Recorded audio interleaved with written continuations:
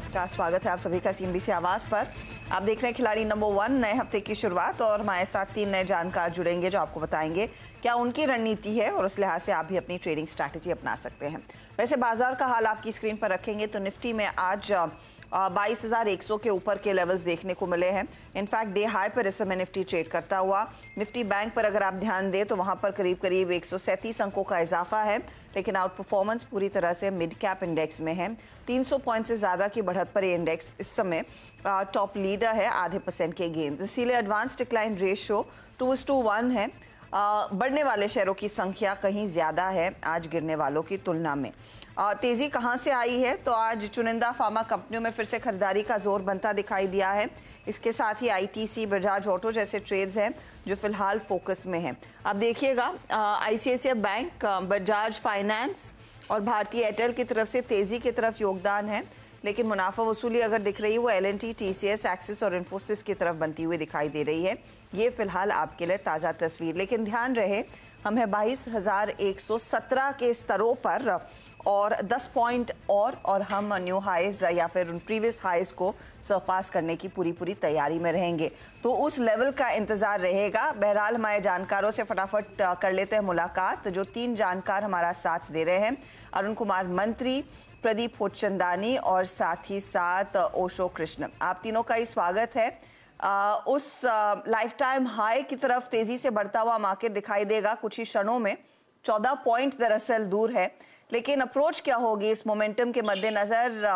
क्या लग रहा है यहाँ पर आपको इस समय, प्रदीप? जी, गुड मॉर्निंग एवरीवन। व्यू दोनों मेन इंडाइसेस पे और ब्रॉडर इंडाइसेस पे पॉजिटिव है। निफ्टी एज यू मेंशन इसका जो 22,126 का टॉप है उसको क्रॉस करने की तैयारी में, और लास्ट वीकली क्लोज तो हाईएस्ट एवर क्लोज था ही, तो हमारे हिसाब से ये फॉर्मेलिटी है। और उसके ये क्रॉस ओवर के बाद 22,500 22,600 के टारगेट की और निफ्टी फॉर्मली अगर आगे बढ़ेगा। 21,850 का सपोर्ट है, जब तक ये वायलेट नहीं होता तब तक कोई भी डिप आती है इसमें बाइंग की एडवाइस रहेगी। ब्रॉडर इंडाइसिस ने भी 34 ईएमए का सपोर्ट लिया था, मिड कैप और स्मॉल कैप दोनों इंडाइसिस ने, और यहाँ पे भी हमारा ब्रॉड व्यू पॉजिटिव कंटिन्यू कर। ब्रॉड पर्सपेक्टिव पॉजिटिव साइड पर बना हुआ है, तेजी की पोजीशंस में आप बने रहें, बेसिकली यही पर्सपेक्टिव है। और 10 पॉइंट की ही दूरी इस समय बनी हुई है। हमारे साथ अनुज भी स्टूडियो में जुड़ गए हैं। अनुज, बस 10 पॉइंट का हल्का सा पुश चाहिए। और नहीं, बिल्कुल हर्षदा, और मेरे ख्याल से ये पुश अब आ जाना चाहिए मार्केट में, क्योंकि अब एक मार्केट में 2-3 स्टॉक्स हैं जहां पर दो तीन चीज़ें हुई हैं। एक तो आप निफ्टी आईटी देखिए, इंटरडे में जिस तरीके से निफ्टी आईटी आज सुबह के डिक्लाइन के बाद जिस तरीके से घूमा निफ्टी आईटी, आई थिंक वो इंपॉर्टेंट है। इसमें से थोड़ा सा सपोर्ट मिल रहा है। इवन निफ्टी बैंक ये भी डे हाई के करीब आने की तैयारी कर रहा है, तो एक आध पुश मिल जाए बस इसको, किसी रिलायंस से मिल जाए, किसी आईसीआईसीआई बैंक से मिल जाए, किसी एलएनटी से मिल जाए। ये 3-4 पॉकेट्स हैं, इनमें से कहीं से भी एक पुश आ जाए तो वो ऑल टाइम हाई की तरफ से आ जाएगा। इशू ऑल टाइम हाई का नहीं है, इशू ये है कि हम तो ऑल टाइम हाई, अब आगे कई ऑल टाइम हाई देखने वाले हैं इस साल ही। मेरे ख्याल से आप कई ऑल टाइम हाई देखेंगे। और एक चीज़ है, इस बार जो मार्केट है, इस बार मुझे लग रहा है कि ऑल टाइम हाई के ऊपर टिकेगा। इस बार ऑल टाइम हाई के ऊपर टिकेगा। आज सुबह एक बार के लिए उसने रिजेक्ट कर दिया उसको, 22,110 तक गए हम, वहाँ से रिजेक्ट होकर आ गए। इस बार जब हम इसके ऊपर जाएंगे, मेरे ख्याल से इसके ऊपर टिकेंगे, और उसके बाद अगर आप इसके ऊपर अच्छा खासा टिके तो मेरे ख्याल से फिर अगले जो टारगेट्स हैं ओपन होंगे वो जो 23,400 23,500 के। लेकिन ये मार्केट ये फंडामेंटल वाली मार्केट है, ये ऐसा नहीं है कि सिर्फ लिक्विडिटी ड्रिवन मार्केट है। बहुत लोगों को लगता है लिक्विडिटी ड्रिवन है, मैं उससे थोड़ा सा असहमत हूँ, क्योंकि जिस तरीके से पिछला अर्निंग सीजन रहा है खासतौर से निफ्टी कंपनियों का, जिस तरीके की अर्निंग बीट रही है, मुझे लग रहा है कि ये मार्केट तैयार है 22,100 के ऊपर टिकने के लिए। 22,100 के ऊपर टिकने की पूरी तैयारी डेफिनेटली है। और हम बात कर रहे हैं वो 2, 3, 4, 5, 6 की, उसी ट्रेजेक्ट्री में मार्केट रहेगा। और ये अब मैं इनफैक्ट कई सारी रिपोर्ट्स ओवर द वीकेंड पढ़ रही थी कि अब ये जो मूव आ रहा है इससे शायद आप ऑफिशियली वो प्री इलेक्शन रैली करार देंगे। एब्सोल्युटली, ये प्री इलेक्शन रैली है। और जो मेरा एक व्यू रहा है हर्षदा, जिस दिन पहला वोट पड़ेगा उससे पहले वो 2, 3, 4, 5, 6 का मेरा टारगेट है। मार्केट में क्या होता है ना, ये गेंस जो है ना फ्रंट लोडेड होते हैं। और एक चीज़ और समझ लीजिए आप, बहुत लोग पूछते हैं कि फिर इलेक्शन के बाद क्या होगा। इलेक्शन के बाद चाहे 400 सीटें आ जाएं, उसके बाद मार्केट एक बार के लिए प्रॉफिट टेकिंग दिखाएगा। मार्केट उससे पहले ही सब कुछ प्राइस इन कर लेगा इतने वाले इस वाले इवेंट को, बड़े वाले इवेंट को, और उसके बाद शायद प्रॉफिट टेकिंग आएगी। लेकिन मुझे लग रहा है कि वो 2, 3, 4, 5, 6 उसकी तैयारी हो रही है। बस एक बार पहले 1 स्टेप एट ए टाइम, एक बार ये निकल जाए, थोड़ी दिक्कत दिखा रहा है, फिर से देखिए वो फिर से 122 108 पर आ गया, लेकिन बस एक बार निकल जाए फिर मेरे ख्याल से वो मूव आएगा। इनफैक्ट टेक्निकली देखे ना अनुज, तो 22 120 छू लिया था अभी कुछ ही क्षण पहले, तो 6 7 पॉइंट की दूरी है फिर उस फ्रेश लेवल को अप्रोच करने में। वो आप ना हजदा कभी मैराथन भागते हैं ना, अगर जैसे मैं कल मैंने थोड़ी सी कोशिश की थी भागने की, वो 10 किलोमीटर भागने की, तो 9 किलोमीटर के बाद जो लास्ट का 1 किलोमीटर होता है ना, वो एक माइल मतलब बहुत बहुत उसमें वो लगता है, बहुत एफर्ट लगता है उसमें, और लास्ट के 200-300 मीटर जब रह जाते हैं ना, तभी लगता है कि बस अब हो गया, उसको छोड़ दीजिए, क्योंकि वो लास्ट के 200-300 मीटर में आपको सबसे ज़्यादा पुश चाहिए। ये वो वाला पुश है, मतलब और कुछ नहीं है। सब एल्गो ट्रेडर्स बैठे हैं, क्या है, सब ने अपने सेल ऑर्डर लगा रखे हैं, किसी ने 115 पे, किसी ने 116 पे, किसी ने 118 पे, किसी ने 125 पे, किसी ने 126 पे। मार्केट करेगा कि एक ही बार में इन सबको कोई एक बड़ा बायर चाहिए, एक ही बार में इनको सबको बाय करके फिर मार्केट आगे बढ़ जाएगा। देखेंगे वो बड़ा बायर कहाँ से आता है। फिलहाल इस घंटे जो पोजीशंस और मजबूती की तरफ आ रही है वो SBI, ICICI और इंडसइंड बैंक में ऑफ कोर्स बनती हुई दिखाई दी है, और ICICI बैंक एक आउट परफॉर्मर रहा है, तो उस लेवल का इंतजार रहेगा। अनुज, आपकी इजाजत हो तो फटाफट हमारे जानकारों से ट्रेड्स भी लेना शुरू करते हैं, और जैसे हम करीब आएंगे उस लेवल के ऑफ कोर्स इस चर्चा को फिर आगे और बढ़ाएंगे। अरुण, आपका ओपनिंग ट्रेड दीजिए। मोमेंटम अच्छा है तो मोमेंटम पर और बात करने की जरूरत नहीं है, ये बताइए आपका ओपनिंग ट्रेड क्या रहेगा? अच्छा जी, पहला ट्रेड फार्मा स्पेस से रहेगा। स्पार्क में मुझे लग रहा है एक अच्छा ब्रेकआउट नजर आ रहा है, ओवरऑल एक रेंज के ऊपर भी निकला है, तो 376 के आसपास चल रहा है, इसको बाई करने की सलाह है। 366 का स्टॉप लॉस रहेगा और 405 का टारगेट। 405 के टारगेट के लिए सन फार्मा एडवांस रिसर्च की बात हो रही है, 4% ऊपर है काउंटर। 405 टारगेट, 366 का आप स्टॉप लॉस लगाएंगे। ये फिलहाल है वो पहला ट्रेड जो इस समय आया है। ओशो, गुड मॉर्निंग, आपका opening trade? Very good morning सारे दर्शकों को एंड सारे पैनलिस्ट को। सबसे पहला ट्रेड मेरा भी फार्मा कंपनी से ही है। लाल पैथ लैब में देखें तो बहुत अच्छा मूवमेंट एक्सपेक्टेड है, अभी अपने ब्रेकआउट के जोन के पास है, 2500 के आसपास होवर कर रहा है, करंट लेवल्स पे बाई करने की सलाह है। 2460 का स्टॉप लॉस मेंटेन करें, एंड आने वाले 1 से 2 दिनों में एक्सपेक्टेड रहेगा कि ये 2580 से इवन 2600 के टारगेट्स दिखा सकता है। ओके, 2600 की तरफ बढ़ता हुआ दिखाई देगा, तो पहला टारगेट 2580 के आसपास रखे, वैसे 2509 पर है ये, और फिर 2460 का आपका स्टॉप लॉस रहेगा। मोमेंटम वाला ट्रेड है ये, यहाँ पर तेजी की पोजीशंस ली जाए। प्रदीप, आपका opening trade? Indian overseas bank पहला पिक रहेगा। एक बार ये वापस से कंसल्टेशन कर रहा है, और आज के सेशन में हार्ली चार्ट्स पे फ्रेश ब्रेकआउट कंफर्म कर रहा है। 70.85 के करंट रेट पे एंटर करेंगे। 6650 का स्टॉप लॉस रहेगा, 80 रुपीज के टारगेट रहेंगे। इंडियन ओवरसीज बैंक की बात हुई है, और मैं टारगेट्स दोहरा रही हूँ। 80 का टारगेट दिया है, 6650 आप कह रहे हैं स्टॉप लॉस के तौर पर काम करेगा। ये स्टॉक भी आज मोमेंटम में करीब 3-3.5% के गेन्स पर कर रहा है कारोबार। 70 रुपए 80 पैसे पर है, 80 का टारगेट आ रहा है, 66 रुपए 50 पैसे स्टॉप लॉस के तौर पर करेगा काम। चलिए फिर लगे हाथ प्रदीप, दूसरा ट्रेड देंगे। जी, शॉपर स्टॉक दूसरी पिक रहेगी। स्टॉक में ऊपरी लेवल से स्टीप करेक्शन देखा पिछले कुछ दिनों में, वहां पे 34 डीएमए 200 डीएमए दोनों का सपोर्ट लेके रिबाउंड कर रहा है। 768 के करंट रेट पे इसको एंटर करेंगे। 738 का स्टॉप लॉस रहेगा, 850 के टारगेट रहेंगे। 850 का टारगेट, ठीक है। तो शॉपर स्टॉप में भी एक अच्छा खासा मोमेंटम वाला ट्रेड। स्टॉक आज ध्यान दे 23 रुपए ऊपर है, 3% के गेन्स इधर, और 850 का टारगेट लेंगे तो 738 का स्टॉप लॉस लगाना जरूरी है। ओशो, आपका ट्रेड क्या रहेगा डॉक्टर लाल के साथ? दूसरा ट्रेड मेरा रहेगा केमिकल सेक्टर पे। केमिकल सेक्टर में जो टॉप परफॉर्मर्स रहा है रिसेंट पीरियड पे, या अंडर परफॉर्मर रहा है रिसेंट पीरियड में, वो है Tata chemicals. But Tata chemicals में देखें तो यहाँ से एक अच्छा रिवर्सल देखने को मिल रहा है, तो करंट लेवल्स पे बाई करने की सलाह है। 980-81 के आसपास ट्रेड हो रहा है स्पॉट पे, इस लेवल पे बाई करें। 960 का स्टॉप लॉस मेंटेन करें, एंड आने वाले 1-2 दिनों में 1020 के टारगेट्स हमें इस काउंटर में देखने को मिल सकते हैं। 1020 का टारगेट रहेगा, टाटा केमिकल्स रेडार पर आ रहा है ओशो के, और 960 का स्टॉप लॉस आप लगाएंगे अगर आप इस ट्रेड में उतर भी रहे हैं। अरुण, वैसे आप भी एक और ट्रेड जोड़ सकते हैं इस समय। हर्षल जी, अगेन एक स्टॉक रहेगा PSU स्पेस से। इंजीनियर्स इंडिया में बाई करने की सलाह रहेगी। 230 के आसपास चल रहा है, ये अपने मेजर मूविंग एवरेज को ब्रीच करता हुआ नजर आ रहा है, तो मुझे लग रहा है ये स्टॉक 250 के ऊपर जाता हुआ नजर आएगा, तो करंट लेवल पे बाई करें। 220 का स्टॉप लॉस लगाएं और 255 का टारगेट। 255 का टारगेट इंजीनियर्स इंडिया और 220 का स्टॉप लॉस रहेगा। 6% ऊपर है बाय द वे ये काउंटर अरुण कुमार मंत्री ने जो अभी अभी जोड़ा है।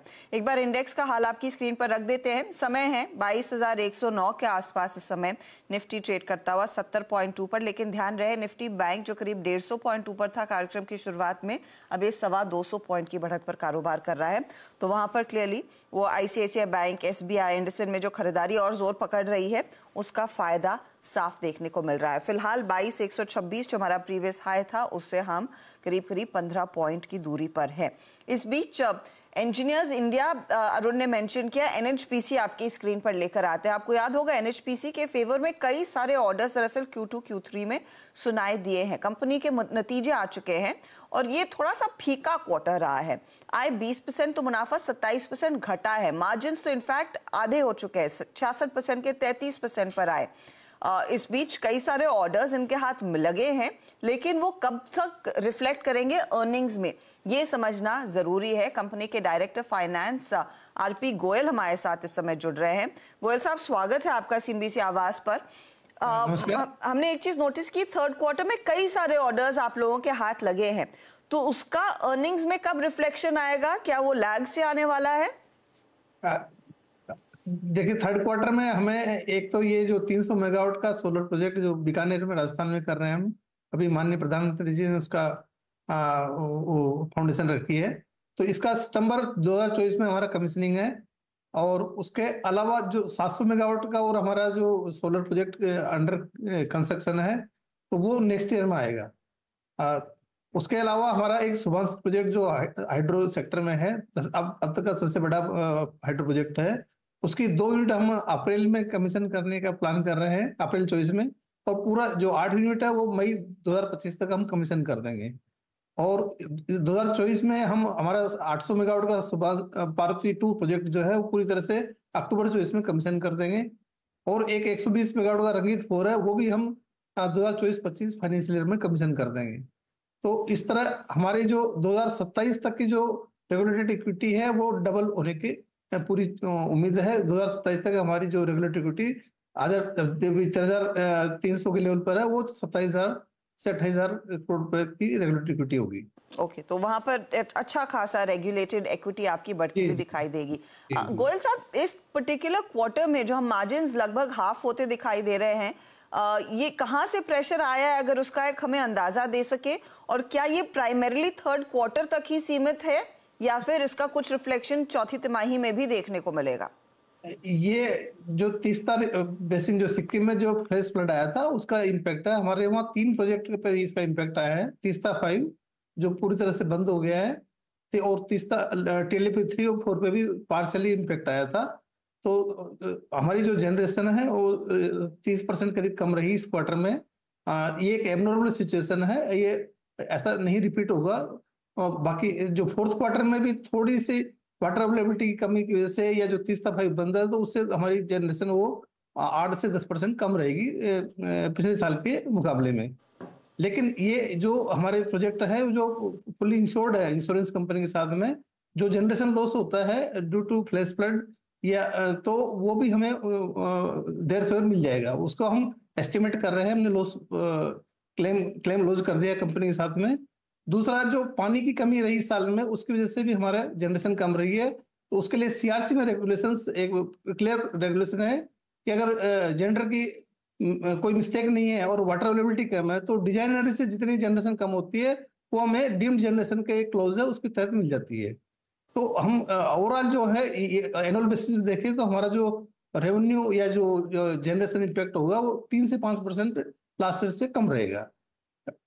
मैं आपसे एक चीज समझना चाहूंगी, अब ये CRC ने कुछ ड्राफ्ट रेगुलेशन निकाले हैं, अब उसको पूरी तरह से फॉर्म होने में समय लगेगा, लेकिन इसका क्या इम्पैक्ट आता है अगर ऐसे के ऐसे रेगुलेशंस लागू किए जाएं तो? अगर जो ड्राफ्ट रेगुलेशन आए वो अगर एज इट इज आ जाते हैं तो हमें इसका पॉजिटिव इम्पैक्ट रहेगा और एनुअल बेसिस पे 100 से 150 करोड़ रुपए का हमें फायदा होगा। क्योंकि हमारे जो ज्यादा से प्रोजेक्ट है वो run of the river with pondage है, और उस run of the river with pondage में CRC ने 16.5 की जगह 17% मतलब 50 बेसिस पॉइंट से ज्यादा रिटर्न ऑन इक्विटी के लिए ड्राफ्ट रेगुलेशन में रखा है। तो जितने भी हमारे प्रोजेक्ट आ रहे हैं 2024 के बाद में, बड़े बड़े प्रोजेक्ट आ रहे हैं, सुबनश्री, पार्वती और तीस्ता 6, वो सब प्रोजेक्ट, तो इन सब पे हमें फायदा होने जा रहा है। आधा % की आरओई ज्यादा मिलेगी, तो 100 से 125 150 करोड़ रुपए तक का हमें फायदा होगा। मेरा फाइनल सवाल गोयल साहब आपसे ये है कि आप FY25 के लिए रेवेन्यू प्रॉफिटेबिलिटी के लिए क्या गाइड कर पाएंगे, क्योंकि जो ऑर्डर्स की आपने गिनती कराई ज्यादातर कमीशन होने वाले हैं 2024 के वित्त वर्ष में ही, तो इससे आपके रेवेन्यू में कितना और इजाफा देखने को मिल सकता है, उसका कुछ रफ गाइडेंस है? 2024-25 में हमारा जो रेवेन्यू है वो 3 से 4 हजार करोड़ रुपए बढ़ जाएगा। पार्वती 2 कमीशन हो जाएगा और जो सोलर प्रोजेक्ट कमीशन होगा और एक हमारा जो रंगित 4 भी कमीशन होगा, तो इसका जो रेवेन्यू है 3,000 से 4,000 करोड़ रुपए बढ़ जाएगा हमारा 24-25 के लिए। लेकिन पूरा फायदा जो 25-26 में जाके मिलेगा, क्योंकि सुबनश्री जो हमारा बड़ा प्रोजेक्ट है वो 25 मई तक कमीशन होगा, तो पूरे साल का बेनिफिट 25-26 में मिलेगा। तब हमारा रेवेन्यू जो है अभी जो 9,000 करोड़ के आसपास है वो 15,000 करोड़ के करीब हो जाएगा। ओके, अब तब तो 15,000 करोड़ के ऊपर ही होना चाहिए, क्योंकि नियरली वो 15 के करीब आ पाएंगे इस नए वित्त वर्ष में। बहुत बहुत शुक्रिया गोयल साहब and good luck for Q4। आपसे फिर अगले क्वार्टर में भी बातचीत डिटेल में होगी। तो ऑफ कोर्स तीस्ता में जो फ्लड्स आए थे उसका इम्पैक्ट, इसीलिए थर्ड क्वार्टर में हम देख रहे हैं निराशाजनक परफॉर्मेंस, लेकिन स्टॉक एक आउट परफॉर्मर रहा है इन द रीसेंट पास्ट। और तीस्ता वाला इम्प्लीकेशन तो लगभग मार्केट ने कहीं ना कहीं फैक्टर इन किया हुआ था। चलिए, लेकिन आउटलुक मजबूत है। इस नोट पर लेंगे एक छोटा सा ब्रेक। इंडेक्स आपके सामने रख जाते हैं। 73 अंकों की बढ़त इस समय कायम 22,114 पर है। समय ले रहा है, लेकिन जितना समय आराम से ले और लौटेंगे। वैसे 6 पॉइंट ही दूर है। ब्रेक मत लीजिएगा हाँ, एक बार के लिए, क्योंकि एकदम से एक छलांग आई। हाँ, और इंटरडे हाई क्रॉस हुआ, 22,124 तक गए हम आज दा। 22,126.8 है मेरे ख्याल से, 22,126.8 अब तक का प्रिवेलिंग ऑल टाइम हाई है। और अब हम 22,123 पर आ गए हैं, मतलब करीब करीब 3.8 पॉइंट्स दूर हैं सिर्फ। नीचे मैं टिकर टीम को बोला ऑल टाइम हाई निफ्टी पे ऑल टाइम हाई। प्लीज़ ज़रा इसको हटाइए NHPCO आवाज़ को और market at all time high लगाइए। और एक फ्रेश फीलिंग आ रही थी हजदा आज। मैं सुबह ब्रेकफास्ट कर रहा था। हाँ। ब्रेकफास्ट करते करते, वैसे मैं नॉर्मली ब्रेकफास्ट करने के बाद नॉर्मली चाय के लिए जाता हूँ, लेकिन आज मुझे एक थोड़ी सी फीलिंग आई कि नहीं, अभी ज़रा आज रुक जाता हूँ ज़रा सा, और एक बार ज़रा निफ्टी का ऑल टाइम हाई लग जाए, उसके बाद ही फिर कुछ करेंगे। और देखिए, अब बहुत इंटरेस्टिंग चीज़ है, अब हम उसके ऊपर टिक रहे हैं। मतलब ठीक है, 22,130, 22,135 ये भी देखने को मिला है आपको। और आज एक नया माइलस्टोन है मार्केट में। और क्या बोलूँ मैं मतलब मुझे ना कई बार ऐसा लगता है कि कुछ चीज़ें ना लिखी होती हैं मार्केट में। जैसे कि आज लग रहा था कि मंडे ब्लू है या नहीं है, ऑल टाइम हाई आना है। US मार्केट भी नहीं थी, US मार्केट भी आज शाम को ट्रेड नहीं कर रही है। तो एक डोमेस्टिक कॉन्फिडेंस भी हाई होगा कि कुछ भी हो जाए, कल आपको कोई ख़राब क्यों तो मिलना नहीं है। और भले ही सेटअप आपका ओवरबॉट था, लेकिन उसके बावजूद मार्केट ने ऑल टाइम हाई लगाया। चलिए, बधाई हो हमारे दर्शकों को, आपको, पूरी टीम को, क्योंकि एक मोमेंटम अच्छा खासा मार्केट में दिखा है और जिस लेवल का इंतजार था वो आ चुका। इस समय आई थिंक हमारे साथ हमारे जानकार भी जुड़ रहे हैं। एक सेकंड, नहीं लेकिन हजदा, उससे पहले मैं एक चीज़ और कहना चाह रहा था आपको कि नए हाई से घबराए नहीं। नए हाई से बिल्कुल घबराना नहीं है, क्योंकि ये जो मार्केट है ये बहुत लोग सोचते हैं कि नया हाई लगा दिया, अब इस पे ले या नहीं ले। और थोड़ी सी मुनाफा वसूली कर लें। देखिए, मुनाफा वसूली ट्रेडर के लेवल पे करनी है, आपको कर ले, लेकिन ये हम इतिहास की सबसे बड़ी बुल मार्केट का हिस्सा है, ये आप समझ लीजिए। हमारे साथ नीलेश शाह जुड़ गए हैं, उनसे बात कर लेते हैं। नीलेश भाई, गुड मॉर्निंग। शानदार दिन मार्केट के लिए, ऑल टाइम हाई, और ये तो लगता है कि ऑल टाइम हाई लगते रहेंगे ये सिलसिला। अनुज भाई, जैसे आपने बताया कि ये प्रोबेबली हमारे इतिहास का सबसे बड़ा बुल मार्केट हम देख रहे हैं। एंड जैसा आपने एकदम सही फरमाया, ट्रेडर है आप तो प्रॉफिट बुक जरूर कीजिए, बट अगर आप इन्वेस्टर है तो ये $4 ट्रिलियन से हमारी GDP की जो जर्नी आगे बढ़ने वाली है, किसी दिन हम जर्मनी जापान को ओवरटेक करते हुए 5 ट्रिलियन 6 ट्रिलियन पे पहुंचेंगे, किसी दिन ऑस्ट्रेलियन पे पहुंचेंगे, और हमारी आंखों के सामने हम दूसरे नंबर की इकोनॉमी की स्पर्धा करते हुए अपना गैप कम करते रहेंगे। तो निवेशकों से तो यही निवेदन है कि ये $4 ट्रिलियन से $24 ट्रिलियन या $25 ट्रिलियन की जर्नी है, उसके लिए निवेश करिए। उतार चढ़ाव आते रहेंगे, बट लंबी अवधि के लिए निवेश करिए। बिल्कुल, लंबी अवधि के लिए निवेश करिए। और 22,150 अब निफ्टी पर। नीलेश भाई, एक अर्निंग सीजन देखा हमने, वो अर्निंग सीजन काफ़ी शानदार रहा, लेकिन एक जो मार्केट में कश्मकश बनी हुई है वो है large cap versus mid cap. क्योंकि निफ्टी भले ही लगातार नए हाइज लगा रहा हो, लेकिन फिर भी उस पेस पे निफ्टी नहीं चल रहा जिस पेस पर ब्रॉडर मार्केट चल रही है, मिड और स्मॉल कैप्स। यहाँ पर अब आपका क्या व्यू होगा इस समय? अनुज भाई, कभी कभी यशस्वी जायसवाल और सरफराज खान आके बहुत अच्छी बल्लेबाजी करके धुआंधार बैटिंग कर देते हैं। कभी कभी रविंद्र जाडेजा आके विकेटों ले लेता है, और कभी कभी विराट कोहली भले मैच के बाहर बैठा हो, जिस दिन आएगा उस दिन वो भी मैच जिताने में मदद करेगा। तो आपके पोर्टफोलियो में तो यशस्वी जायसवाल भी चाहिए, सरफराज खान भी चाहिए, रविंद्र जाडेजा भी चाहिए, और विराट कोहली एंड रोहित शर्मा भी चाहिए। ये नीलेश भाई की बहुत खास एक वो है, मतलब हर कोई नहीं इस तरीके से जोड़ सकता है क्रिकेट और मार्केट को। और इनफैक्ट मैं और नीलेश भाई जब भी बात करते हैं तो लोगों को यकीन कम होगा, भले ही मार्केट से ज़्यादा हम क्रिकेट की ज़्यादा बातें करते हैं वैसे। तो अगला यशस्वी कौन है नीलेश भाई? क्योंकि यशस्वी ने तो अपनी जगह परमानेंट कर ली है, अब मार्केट पूछेगा कि अगला यशस्वी कौन है फिर? अनुज भाई, अभी भी कुछ ऐसे सेक्टर लगते हैं जहां पे ग्रोथ काफी अच्छी रहेगी। एक टॉप डाउन कहे तो भारत की ग्रोथ दुनिया की ग्रोथ से आगे होगी। पहले हम दुनिया की ग्रोथ ट्रेन के डिब्बे थे, दुनिया चलती थी, हम चलते थे। अब हम दुनिया की ग्रोथ ट्रेन के इंजन बन गए हैं, चाइना और अमेरिका के साथ। हम चलेंगे, दुनिया चलेगी। तो जो भी डोमेस्टिक फोकस्ड कंपनीज है, चाहे ऑटो हो, सीमेंट हो, रियल एस्टेट हो, थोड़ा सा कंज्यूमर स्पेस में बॉटम फिशिंग करने जैसा लगता है, वो लोग आने वाले समय में मार्केट को आउट परफॉर्म कर सकते हैं। अब नीलेश जी, ऑफ कोर्स हम देखते हैं यहाँ पर फाइनेंशियल स्टॉक्स में कितना दमखम है, क्योंकि वेटेज उतना ही ज्यादा है, लेकिन बार बार वो लीडरशिप, जैसे अनुज भी पूछ रहे थे कि अगला वो लीडर क्या रहेगा।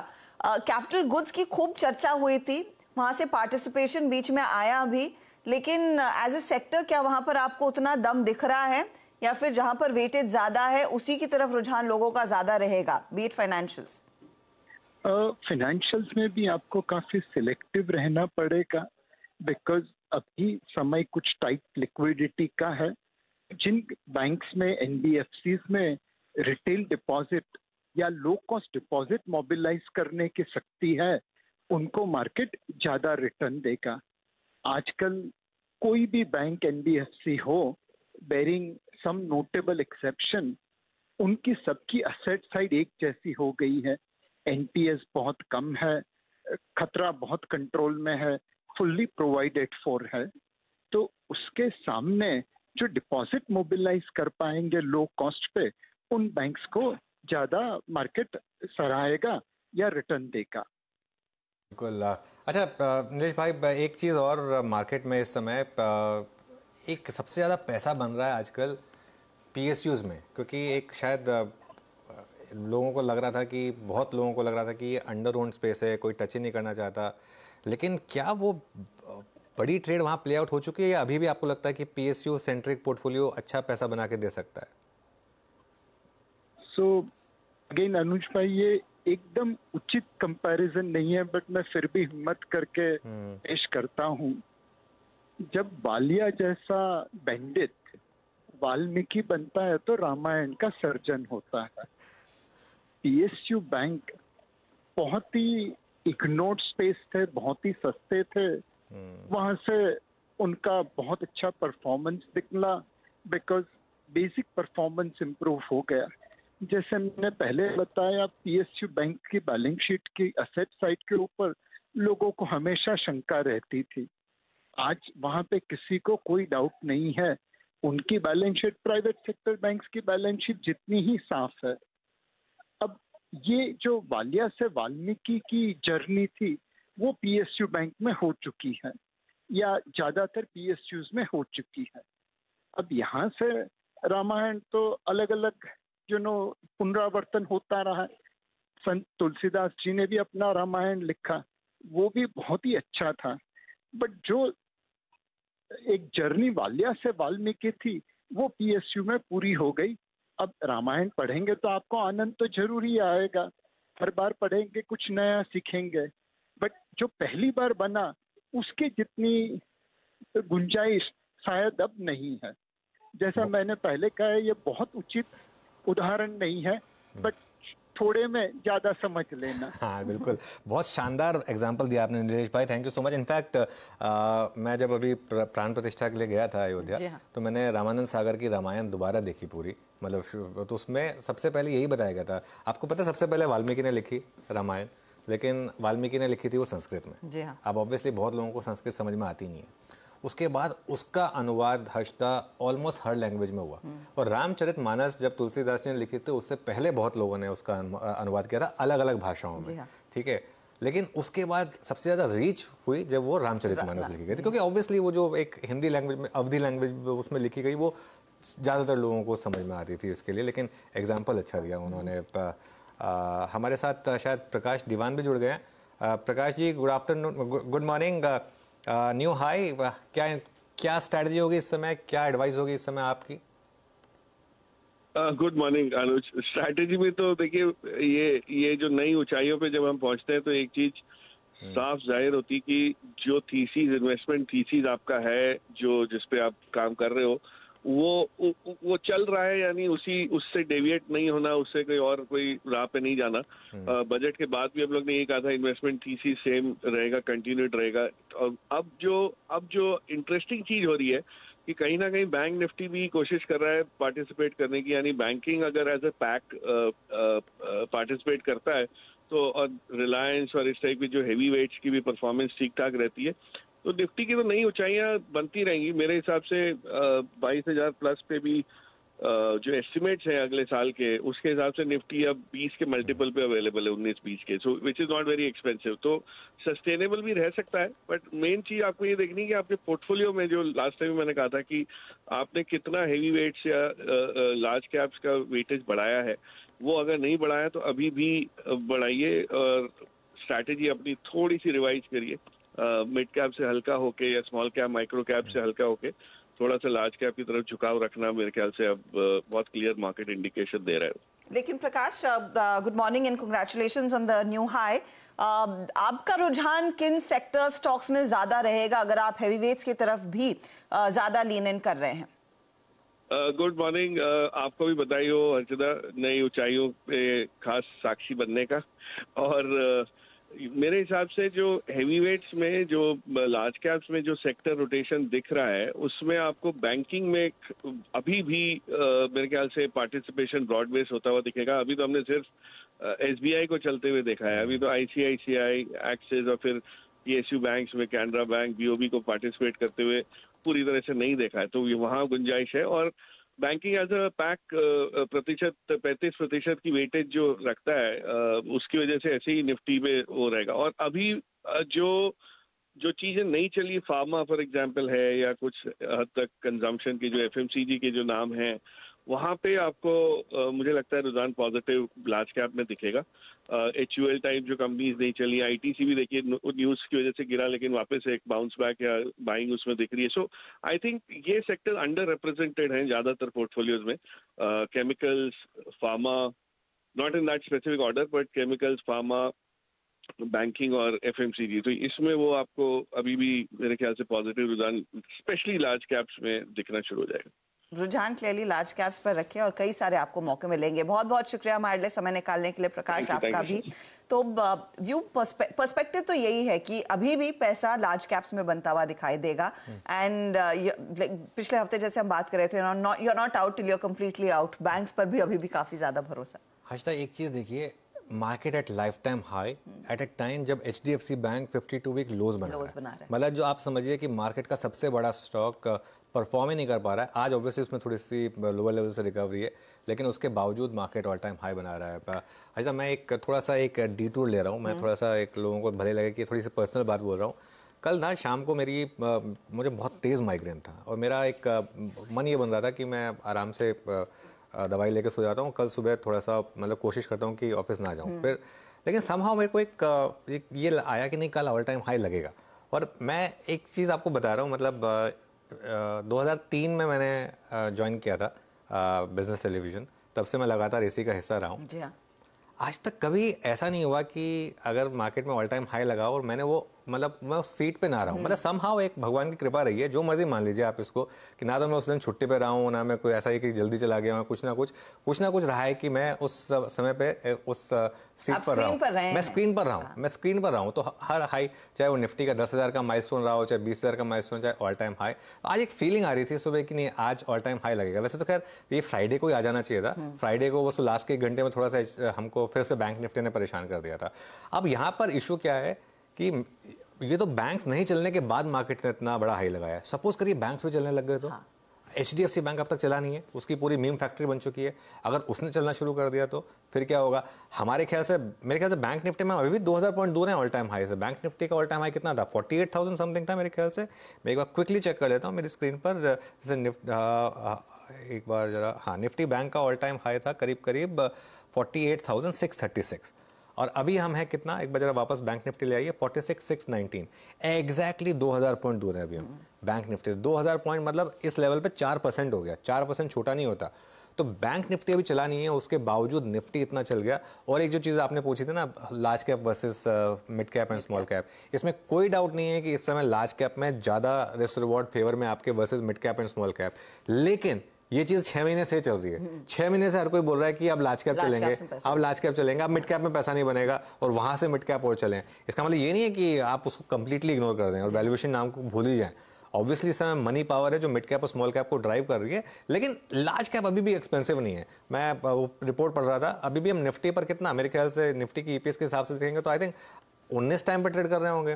पीक बनता है हमारा 23 टाइम्स पर निफ्टी में, तो अभी तो मेरे ख्याल से पीक से हम काफ़ी दूर हैं। पीक से काफ़ी दूर है, लेकिन पोटेंशियल और मोमेंटम के लिए कोई यहाँ पर सीमा नहीं है, आप वो कह सकते हैं। तो निफ्टी ऑफ कोर्स हमने देखा एक नई ऊंचाई इसने आज छुई, उसके बाद ऊपरी लेवल से कुछ मुनाफा वसूली हुई है, लेकिन मोमेंटम तेज़ी की तरफ जाहिर तौर पर बरकरार है और रुझान तेज़ी का ही कायम है। अच्छा, हमारे साथ वो 3 जानकार भी हैं, एक ट्रेड उनको जोड़ना है तो फटाफट से भी ले लेते हैं इस बीच। ओशो बताइए, आपका तीसरा ट्रेड आज के लिए क्या रहेगा? तीसरा ट्रेड है SBI कार्ड्स। SBI कार्ड्स में बहुत अच्छा रिबाउंड देखने को मिल रहा है। अभी तक डाउन ट्रेंड में चल रहा था काउंटर, बट आज उसमें अगर हम देखें तो डबल बॉटम फॉर्मेशन का ब्रेकआउट देखने को मिल रहा है। तो 730 के अराउंड ब्रेकआउट आया है काउंटर पे। करंट लेवल्स पे बाई करने की सलाह है। 710 का स्टॉप लॉस रखें एंड हायर लेवल्स पे नियर अबाउट 780 का टारगेट एक्सपेक्ट करके चल सकते हैं। ओके, 780 का टारगेट रहेगा। तेजी का ट्रेड SBI कार्ड में एक अच्छा खासा मोमेंटम, 710 का स्टॉप लॉस है। प्रदीप, आपका ट्रेड? IRCTC तीसरा पिक रहेगा। स्टॉक में थर्सडे के सेशन में एक स्टीप अप मूव देखने को मिला था, फ्राइडे को थोड़ा कूल ऑफ दिख रहा है, पर थर्सडे के सेशन में इसने ऑलरेडी एक स्ट्रॉन्ग ब्रेकआउट कंफर्म किया है। 952 के करंट रेट पे इसको जोड़ेंगे। 920 का स्टॉप लॉस रहेगा, 1020 के टारगेट रहेगा। 1020 के टारगेट के लिए IRCTC गार्ड की गाड़ी पर चढ़ जाइए। तेजी की पोजीशन है ये, एक पोटेंशियल यहाँ पर और मजबूत है तेजी का। अरुण, आपका trade? Shraddha ji, again second government PSU रहेगा। IRFC में बाई करने की सलाह रहेगी। करंट लेवल के आसपास बाई करें, 161 के आसपास चल रहा है। 156 का स्टॉप लॉस लगाएं और 178 का टारगेट रखें। PSU मुझे लग रहा है ओवरऑल मोमेंटम में है और कल भी ये मोमेंटम मुझे लग रहा है जारी रहना। ओके, तो IRFC में एक अच्छी खासी अपॉर्चुनिटी इस समय बन रही है। तेजी की एक रिकैप दिखा पाएंगे इस समय या फिर ब्रेक लेकर वापस आए? डायरेक्टर साहब आप बताइएगा, क्योंकि देखना होगा कि हमारे जानकारों ने जो ट्रेड्स दिए हैं उसके रिटर्न्स इस समय क्या बनते हुए दिखाई दे रहे हैं। चलिए वो फटाफट से एक रिकैप लेंगे, फिर ऑफ कोर्स एक ब्रेक लेंगे। लेकिन किन ट्रेड्स पर कितने पैसे बने हैं वो आपकी स्क्रीन पर आना अब शुरू होंगे। अरुण कुमार मंत्री, स्पार्क 405 का टारगेट है, EIL 255 का टारगेट और IRFC अभी जुड़ा 178 का टारगेट। रिटर्न्स आपकी स्क्रीन पर फटाफट आएंगे। EIL 1.5% जोड़ रहा है इनके लिए, टॉप परफॉर्मर है। IRFC और स्पार्क का हाल आप देख रहे हैं स्क्रीन पर। प्रदीप के ट्रेड में IOB 80 टारगेट 6650 का stop loss, shopper stop 850 target 738 stop loss और IRCTC अभी भी जोड़ा 1020 टारगेट है 920 का स्टॉप लॉस। रिटर्न्स के लिहाज से IOB सबसे शानदार प्रदर्शन इनको करके दे रहा है। ओशो के ट्रेड्स देख लेते हैं। डॉक्टर लाल 2600 का टारगेट है इनका, तेजी की तरफ ट्रेड 2460 स्टॉप लॉस। टाटा केम 1020 का टारगेट 960 स्टॉप लॉस और SBI कार्ड 780 का टारगेट 710 का स्टॉप लॉस। इनके लिए SBI कार्ड सबसे शानदार परफॉर्मर इस घंटे का। ओवरऑल रिटर्न्स की सिचुएशन, मुनाफे का मीटर मार्केट के लिए तो तेजी में है, इनके लिए कैसा पेश हुआ है तो कांटे की टक्कर शुरू हो गई है। प्रदीप 1.46% के रिटर्न्स के साथ आगे हैं, 1.43% के रिटर्न्स प्रदीप के हैं, 0.63% के रिटर्न्स ओशो के। ये है अब तक की स्थिति। आगे जो भी बदलाव होगा उसका अपडेट आपकी स्क्रीन पर लेकर आएंगे। चलिए लेंगे एक ब्रेक, आगे कमोडिटी मार्केट का पूरा एक्शन। आप बने रहें CNBC आवाज के साथ।